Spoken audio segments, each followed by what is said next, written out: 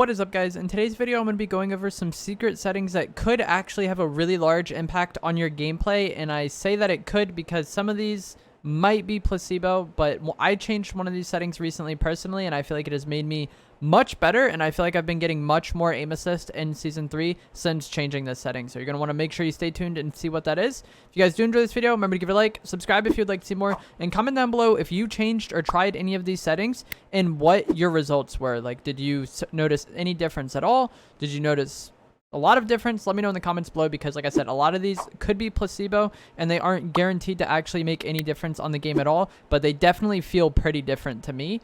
And the first thing we're going to start off with is going to be the generic controller layout. So if you play controller on PC, that's the only players that this is available to. You go to your keybinds, and then you have the option of playing Xbox controller platform, PlayStation 4 controller platform, or generic. And I randomly changed this. This is something that's been talked about a lot in the community, because I think Reet, who is a very good controller player, was using generic for a while, and then everyone started using generic when he was doing really well in competitive. But I switched to this, and my aim assist felt way better. If you've watched my stream at all over last week, I was losing aim assist all of the time, and I feel like ever since I switched to generic, not only have I been losing aim assist way less frequently, like my aim assist feels way just more consistent overall. I feel like as far as assault rifle aim assist goes, it feels much stronger to me on generic, especially when someone's like shockwaving or using the new grappler glove or even rifting. Those people that are moving really fast were pretty difficult for me to track before.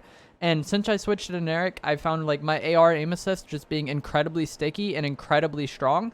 So if you are a controller on PC, I would recommend trying all of these different settings out and seeing which one works for you, because I thought it was dumb. I didn't think it was going to notice any difference at all.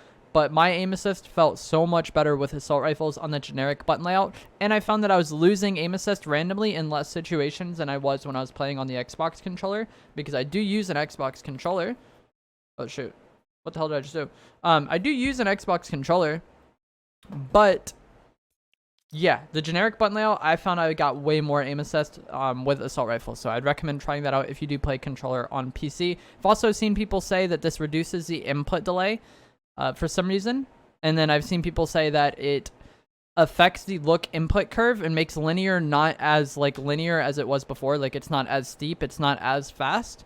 Don't really know, but those are the things that I was able to find that people said this did, because I did look into it a decent amount because I wanted to make this video and tell you guys what it does. I've seen people say it reduces input delay. I've seen people say it changes the response curve depending on which controller setting you're using.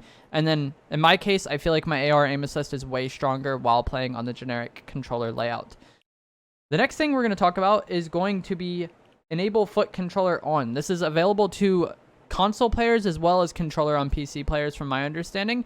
And this is another setting where who knows what it does. It allows you to use a foot controller device, which is some weird thing where you have inputs on your you hit it with your foot essentially. But this is something that's been talked about for a long time in the Fortnite community. I actually forgot about this because I did take a break from Fortnite for most of Chapter 2.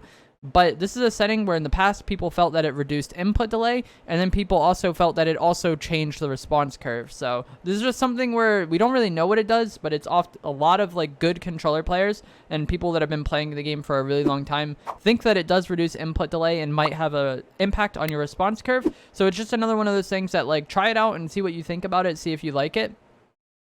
But it's not a guaranteed thing that it's actually going to change anything, and we don't even really know what it does. But some people like it on, some people like it off. Just recommend trying it out. And then the final thing from this video is going to be something I learned from Rody. His video will be linked down in the description below.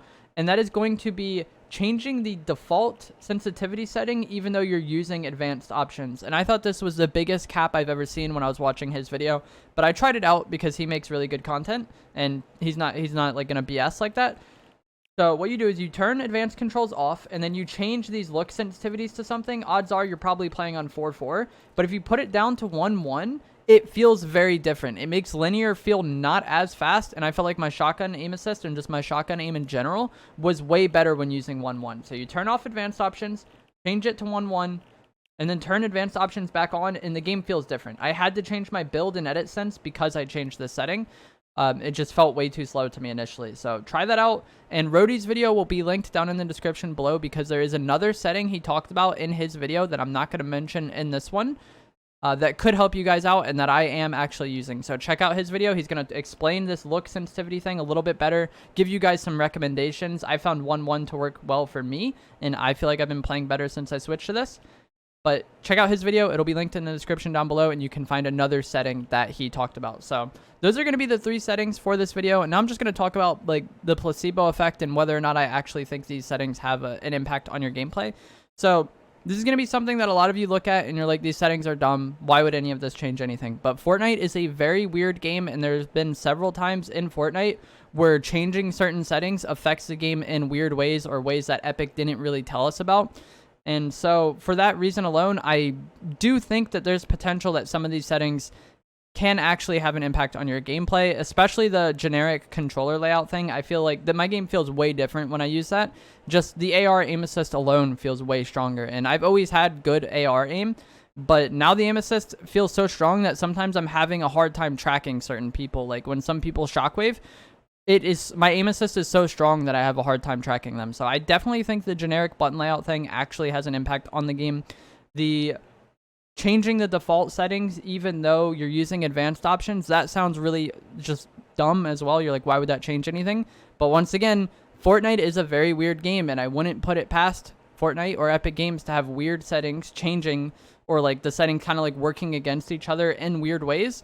And I've had a lot of people comment on my videos saying they want to use linear, but linear is too fast, or they kind of wish they could customize linear or have a middle ground between linear and exponential. And I kind of feel like that's what changing the default settings and then turning advanced settings back on kind of does, is that it makes your linear less linear or a little more gradual than what it would be before, a little less steep, because when you turn them up, it feels faster. Like when you try 8.8 in the default settings and then turn advanced settings back on, I tried that because Rhodey also recommended that one, and it did feel way faster to me, to the point where I had to turn my build sense down a little bit when I was using that one. So I've played around with these settings for a few days now, and yeah, I think those two definitely have an impact on your gameplay. Look, foot controller, I'm not 100% sold on, but I definitely think there's potential that it does, and there's a lot of controller players that kind of swear by some of these more like secret or more ambiguous settings. And even if it is a placebo, which a placebo just basically means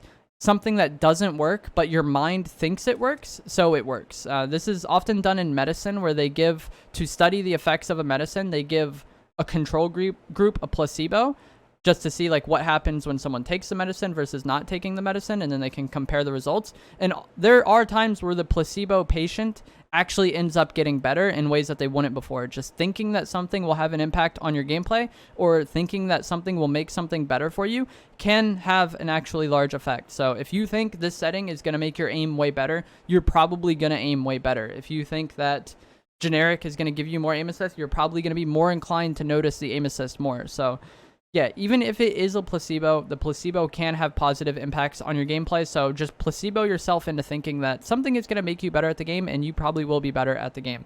That is going to be it for this video. I am very interested for you guys to try out these settings and let me know what you think in the comments below. Have you been using any of these settings for a while? I know a lot of these have kind of been talked about for a while, but I have a lot of new viewers that came to the game with the launch of Zero Builds. So I wanted to make this video for them, as well as some of you who might not have heard of some of these things for a while or forgot about them. Like I said, I had heard about the generic controller layout, but I hadn't really tried it until recently, and I think it had a very large effect on my gameplay recently. So let me know that in the comments below. If you guys enjoyed the video, give it a like, subscribe, and then check out Rhodey's video as well, because there is another setting that he talked about in there that I did not mention in this video that could also help your gameplay out. And I will see you guys in the next video. Thanks for watching.